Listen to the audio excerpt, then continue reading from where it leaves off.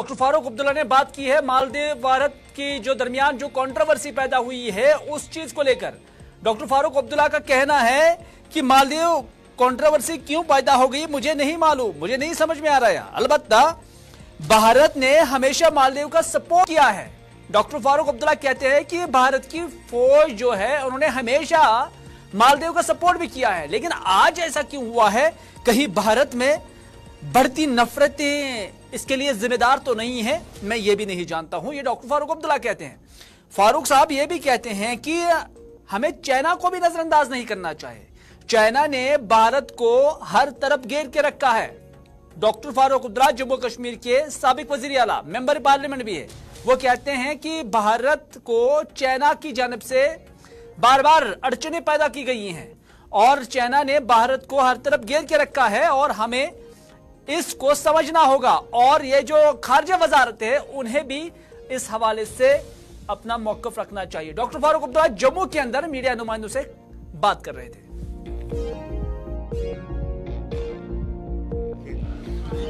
मैं क्योंकि मालदीव जानता नहीं हूँ, मैं कभी गया नहीं हूँ। हिंदुस्तान हर वक्त मालदीव की मदद में गया है। मैं जानता हूँ जब वहाँ पे वो शैतान आए थे जिनने कब्जा करने की कोशिश की थी, आप सबको याद होगा, तब कौन गया उनको बचाने के लिए? भारत की फौज गई और जो है उनको उन बदमाशों को निकाल दिया। भारत की फौज वापस आ गई। यानी कि उन्होंने ज़मीन पे कब्जा किया, उन्होंने कहा हमने अपना काम कर दिया, अब वापस जा रहे हैं। आज जो ये कंट्रोवर्सी हो रही है मुझे ये समझ नहीं आती ये क्यों हो रही है, क्या वजह है? क्या इस वजह से है क्योंकि भारत में जो अब नफरतें पैदा हो रही हैं हिंदू और मुसलमानों में, क्या ये वजह हो सकती है? मैं नहीं जानता। मैं मालदीव गया नहीं हूँ। ये समझता हूँ कि ये फॉरेन मिनिस्ट्री जो है हमारी है वही इसका बता सकती है देश को कि वजह क्या है जिसकी वजह से ये हो रहा है। चाइना का देखिए, चाइना का इन्फ्लुएंस तो हर जगह बढ़ रहा है। चाइना का इन्फ्लुएंस वहीं नहीं बढ़ रहा है, आपके नेपाल में बढ़ रहा है जो हमारा पड़ोसी है, पाकिस्तान में तो पहले से ही है, बांग्लादेश में भी बढ़ रहा है। चाइना ने हमें घेर रखा है, इसमें कोई दो राय नहीं है। मगर भारत कोशिश कर रहा है कि चाइना से बातचीत से मामला हल किया जाए और ये तभी होगा जब वो भी इसका रिस्पांस अच्छा दे और भारत और चीन जो है वो दोस्ती में जैसे पहले थे। आपको याद होगा जब पंचशील बना था नेहरू के वक्त में, उसमें चौ एन लाई थे जो एक सतून थे। मगर फिर जो वो वॉर हो गई वो 60 की या 61 की, तो उसने फिर हमारे धाड़ें डाल दी। मगर हम उम्मीद करते हैं कि ये धाड़ें जो है ख़त्म हो जाएंगी और चीन और हिंदुस्तान फिर से, जिस तरह हम मेडिकल कॉलेज में नारे मारते जब चौ एन लाई आता था, हिंदी चीनी भाई भाई, क्या फिर से वो माहौल पैदा हो जाए, उस भाई भाई का मामला चले और हम लोग आगे बढ़ें।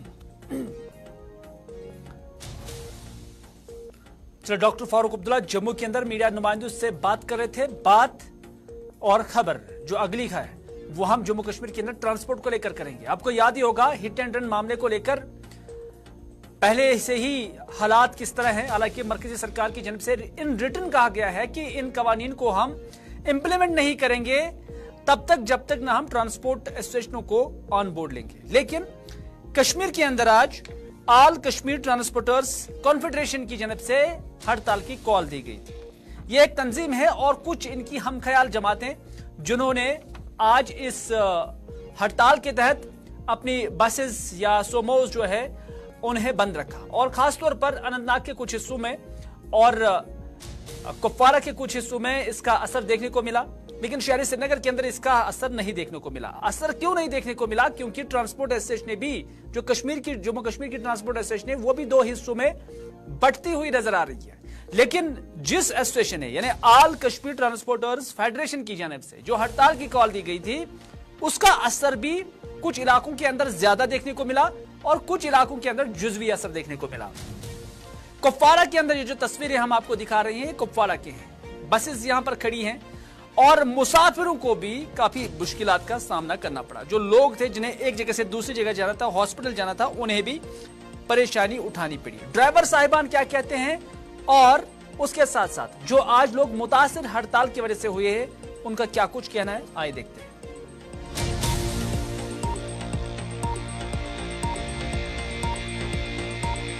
कंडार करना का रहने वाला हूँ, मैं भी एक ड्राइवर हूँ।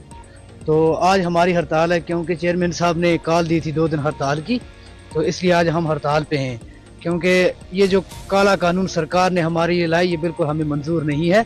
क्योंकि हमारी ऑलरेडी कम से कम हमारी सैलरी जो है वो 5000 होती है, और 5000 में हम अपना घर भी नहीं चला सकते।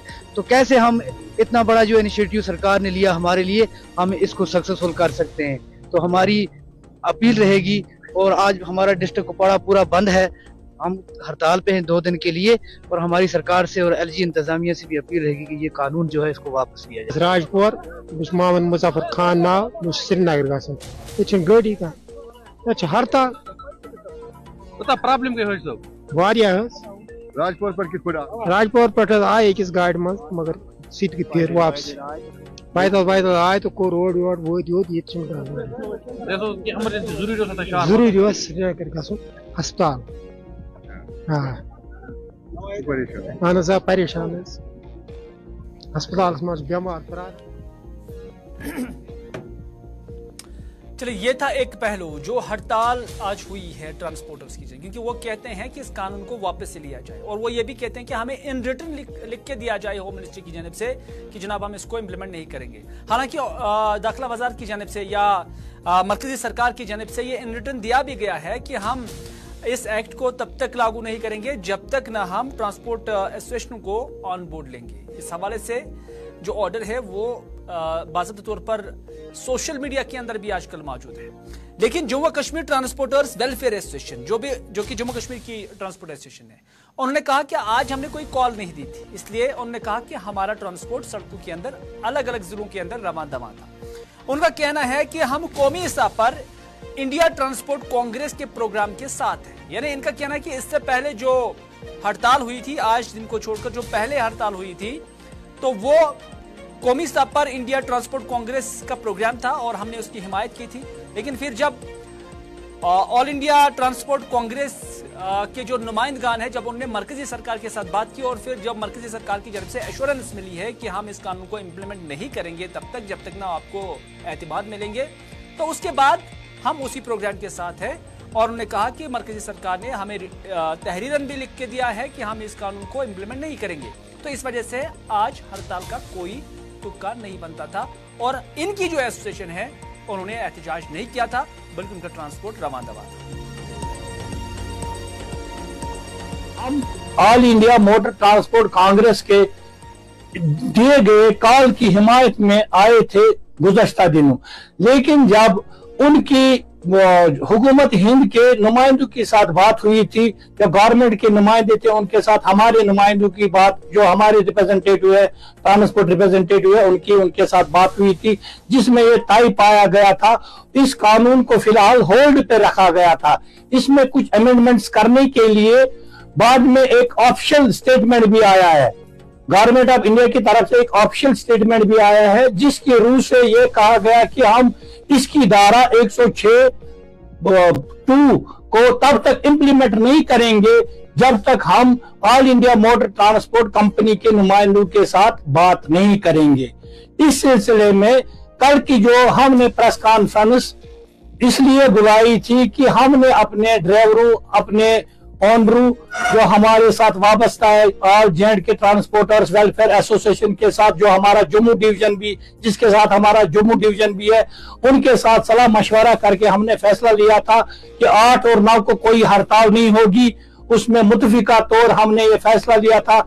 आज आप देखेंगे कि अभी मामूल के मुताबिक हमारी गाड़ियां हर रूट पे रवा दवा है, हमारी गाड़ियां चल रही है, और हम इस काले कानून को हुकूमत हिंद पे ये वाजिह करना।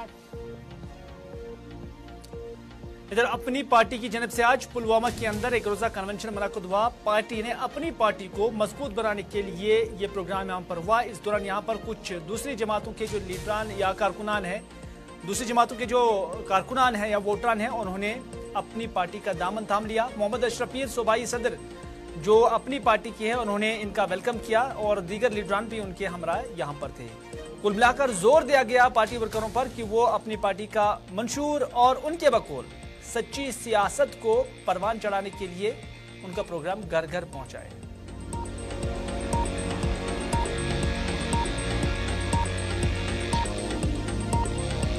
इंशाल्लाह जम्मू कश्मीर अपनी पार्टी हुकूमत का हिस्सा बनेगी। देखिए, हम तो डे फर्स्ट से चाहते हैं कि पंचायती नहीं, असेंबली, पार्लियामेंट सारे इलेक्शन हो जाए।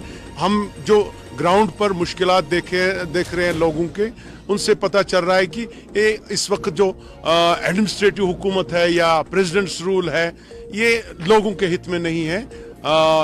जमहूरी निज़ाम कोई भी बनाए हुकूमत जमहूरी निज़ाम। इधर अब्दुल गनी वकील जो कि पीपल्स कॉन्फ्रेंस के सीनियर लीडर और सूबाई नायब सदर है, और उनकी जानिब से भी एक बयान दिया गया है। उन्होंने कहा कि मुजफ्फर हुसैन बेग और उनकी अहलिया, पीपल्स कॉन्फ्रेंस ने पहले ही उनको निकाल दिया था। हालांकि उन्होंने कहा कि मुजफ्फर हुसैन बेग ने कभी ज्वाइन नहीं किया था, लेकिन करीब आए थे। लेकिन उनका यह कहना है कि दल बदली का सिलसिला तो इंतखाबात के पेश नजर होता ही रहता है। ये सिर्फ जम्मू कश्मीर के अंदर ही नहीं बल्कि मुल्क की सतह पर है। तो इस वजह से उन्होंने कहा कि पीपल्स कॉन्फ्रेंस ने पहले ही दोनों को डिसोन किया था।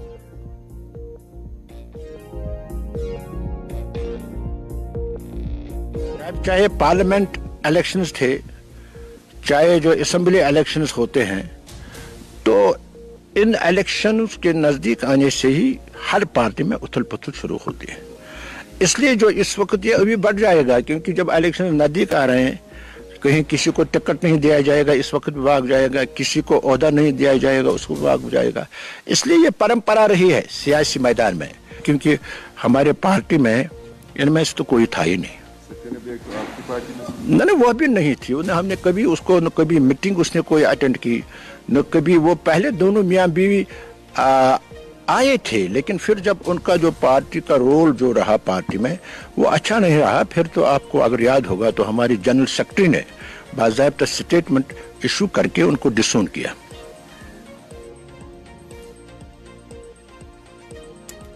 बात बडगाम की करते हैं, क्योंकि बडगाम के अंदर आज मकामी लोगों ने एक एहतजाज किया।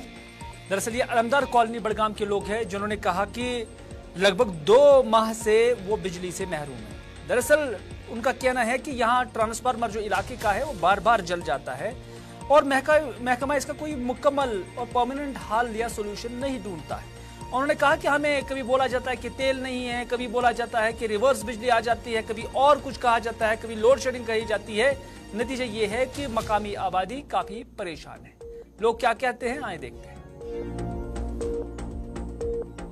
जनाब, गई आज लगभग 3.5 वरी प्लस गई लोन कड़मित KVIB तहत, तो कोर तमाम फॉर्मलिटी वो बैंक वाले KVIB तम कर पूर जनाब। सो फॉर्मलिटी कर बिल्कुल पूर। तुम हेकू पान ते डॉक्यूमेंट्स चेक कर तम पूर कर कहें। तो वन सन यो मुतालबा कि पोर्टल बंद, अस सब्सिडी दिवान कहें। चलिए अगली खबर में बात करते हैं कंगन की, कंगन फिल्ट्रेशन प्लांट की। और माना जा रहा है कि यहाँ ये 40 साल से लोगों की ये मांग थी कि यहाँ पर फिल्ट्रेशन प्लांट बनना चाहिए। कंगन को 40 साल बाद फिल्ट्रेशन प्लांट का मुतालबा पूरा हो गया है। मकामी आबादी कहते हैं कि इस फिल्ट्रेशन प्लांट की तामीर के लिए न सिर्फ मंजूरी मिली है बल्कि इसका टेंडर भी बाज़ाब्ता तौर पर निकल गया है और अब कहा जाता है कि कुछ ही दिनों में अब इस प्रोजेक्ट पर काम शुरू होगा। हालांकि गुलिस्तान न्यूज की जानिब से बार बार ये इशू उठाया गया था कि यहाँ कंगन के लोगों को पीने के पानी की किल्लत है। ताहम अब मकामी लोगों का कहना है कि अब एडमिनिस्ट्रेशन ने उनकी फरियाद सुनी और बिलाखिर इस इलाके के अंदर जो बेमलूना एरिया है कंगन का, वहां पर अब इस फिल्ट्रेशन प्लांट की बाज़ाब्ता तौर पर जो तामीर है वो शुरू हो जाएगी।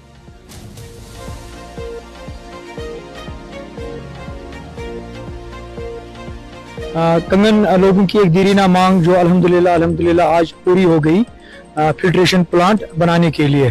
तो ये एक बड़ी कामयाबी है लोगों के लिए, एक बड़ी मांग थी। अल्हम्दुलिल्लाह हम मुबारक सबको करते हैं और लोग इंशाअल्लाह और रहमान जितने इस प्रोजेक्ट के अप्रूव होने से खुश है, मुझे नहीं लगता है किसी और काम से वो इतने खुश हुए होंगे।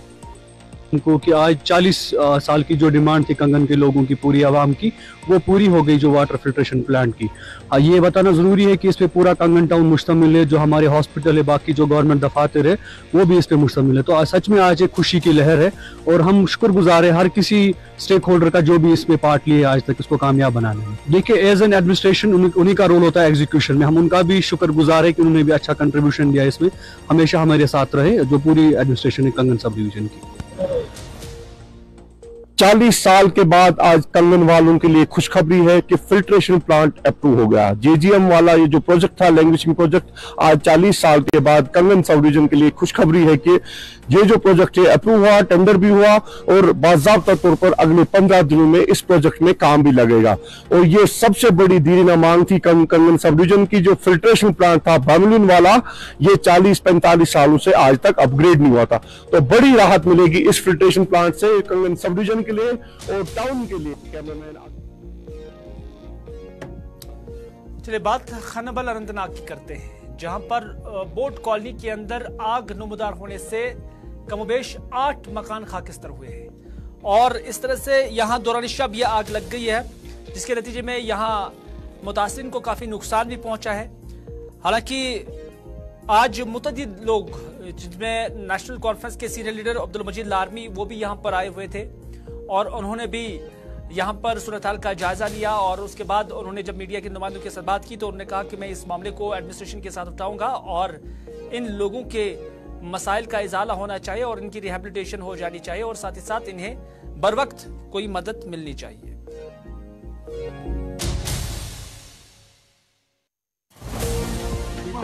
रात के 3:30 बजे ये वाक़ा हुआ है, तो मुझे लगता है कि 8 मकान पूरी तरह से जल गए हैं, खाकिस्तान हो गया, पूरा नुकसान हो गया इनको।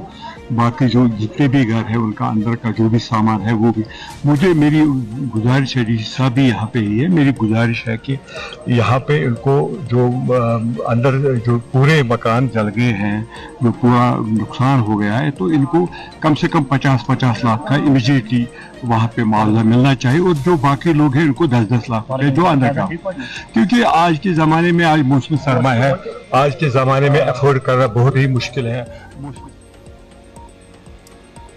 इधर डिप्टी कमिश्नर अनंतनाग भी आज फखरुद्दीन अहमद यहां पर पहुंच गए और उन्होंने आज खुद नुकसान का जायजा लिया और उन्होंने कहा कि एडमिनिस्ट्रेशन मुतासिरीन की मदद करने में पेश है और फौरन से पेशतर ऐसे मुतासिरीन की इमदाद की जाएगी। आज सुबह करीबन 3-3:45 बजे यहाँ पे आग की एक वारदात हुई थी, जिसमें करीबन 8-9 रिहायशी घर खाकिस्तर हुए हैं। एक बहुत दिल को दुख करने वाला वाक़ा है। मैंने यहाँ पे दौरा किया और एलजी एडमिनिस्ट्रेशन की तरफ से जो भी इमदाद इमीडिएट में देनी होगी और खासकर जो रिहेबिलिटेशन में इनको इमदाद देनी होगी उसका एक जायजा लिया और मैंने यहाँ पे जितने भी अफराद है, कुंबे हैं, उनकी दहानी दी कि एलजी एडमिनिस्ट्रेशन की तरफ से जितने भी मुआवजे की और रिहेबिलिटेशन की है उसमें हम जल्द से जल्द कार्रवाई करेंगे।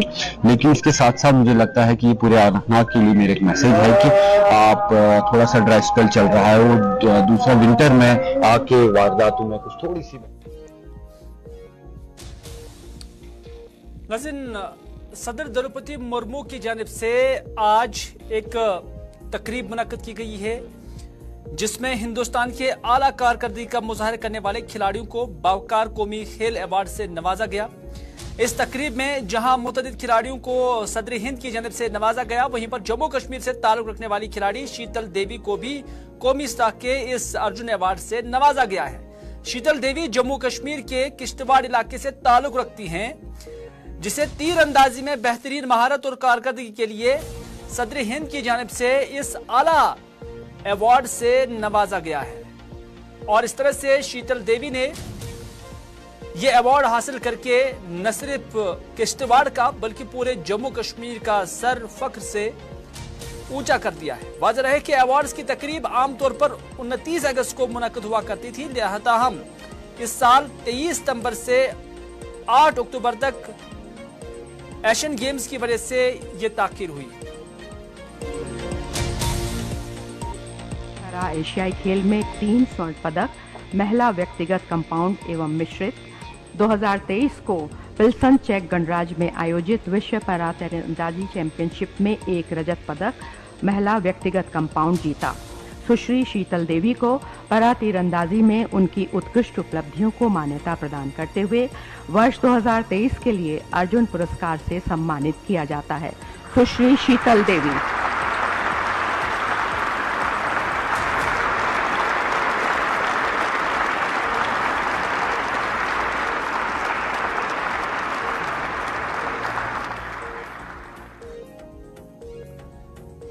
नाज़रीन, आज डायरेक्टर एग्रीकल्चर कश्मीर चौधरी मोहम्मद इकबाल ने चाडुरा के बचरू और पांजन इलाके का दौरा किया। उनके हमरा एसडीओ चाडुरा और दीगर मुलाजमीन के साथ साथ दीगर शहरी भी मौजूद थे। दौरे के दौरान उन्होंने बागी बचरू और पांजन चाडुरा में हाईटेक पॉली हाउस का इफ्तिताह किया। चौधरी मोहम्मद इकबाल ने दौरे के दौरान लोगों को कहा कि वो एग्रीकल्चर डिपार्टमेंट के मुख्तलिफ स्कीमों का फायदा उठाए ताकि बेरोजगारी आज के वक्त में है जो है उसे किसी हद तक कम किया जाए। यहाँ पे कश्मीर की क्लाइमेटिक कंडीशन को देखते हुए कोशिश की जा रही है कि सर्दियों की जो हार्श क्लाइमेटिक कंडीशन होती है उसके बीच में सब्जियों की दस्तयाबी जो है यहाँ के लोगों के लिए मैसर रहे। और हॉरिजॉन्टल एक्सपेंशन का स्कोप आप जानते हैं कि डे बाय डे कम होता जा रहा है और वर्टिकल एक्सपेंशन में जाने के लिए यही हमारे पास जो लेटेस्ट टेक्नोलॉजी है कि ये हम ट्रांसमिट करें।